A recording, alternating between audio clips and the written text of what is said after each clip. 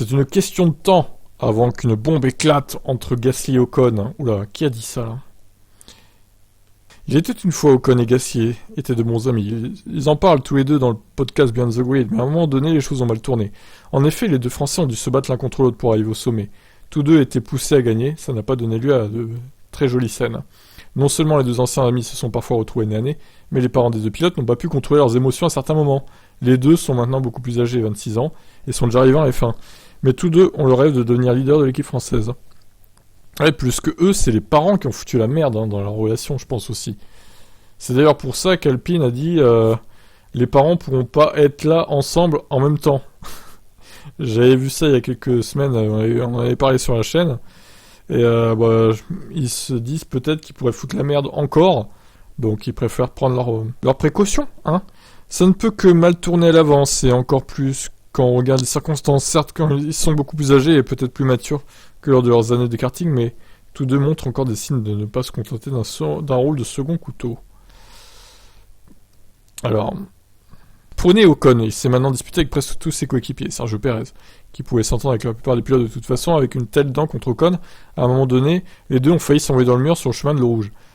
Ocon a sucé le sang sous les ongles de Pérez, ce qui a provoqué un conflit interne majeur. J'ai l'image en tête, c'est terrible.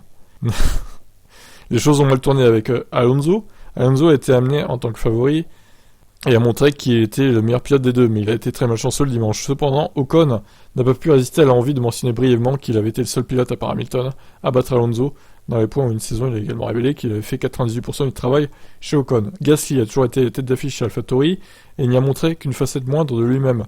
Lors de la dernière demi-saison, il s'est exprimé de façon très négative sur l'équipe et la voiture, mais dans ce cas, on pourrait quand même dire qu'il était à moitié éliminé par son départ annoncé chez Alpine.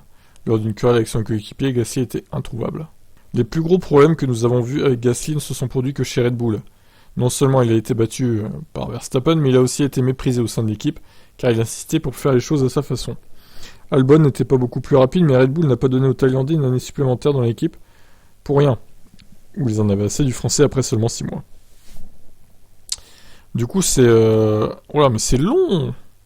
C'est très très long. Otmar Szafnauer n'a pas exactement un bon palmarès lorsqu'il s'agit de garder les rivalités sous contrôle au sein de l'équipe. Cette année, les choses ont déjà mal tourné entre Ocon et Alonso à la fin de la saison, et Szafnauer était aussi le patron de l'équipe Force India Racing Point à l'époque où Pérez et Ocon ont failli s'envoyer dans le mur. C'est pas faux ce qu'ils disent en vrai, hein. Ils ont raison, hein. Avec un tel duo, une équipe doit établir des règles claires à l'avance. Si tu laisses les pilotes s'en sortir, ça te coûtera des points en tant qu'équipe, et il faut espérer pour Alpine que Szafnauer a appris les leçons du passé. Gasly et Ocon savent par l'odeur qu'ils ne se sont pas disputés depuis longtemps et ils pourraient bien conduire ensemble comme coéquipiers en 2023. Ou alors ça pourrait mal tourner. D'après tout ce qu'ils disent, ça ne peut que mal tourner. Après, s'ils sont assez matures pour éviter ça, on verra. J'espère que tout se passera bien, moi. Mais évidemment, pour le buzz, on espérerait aussi que ça tourne mal. Gentiment, hein, bien sûr.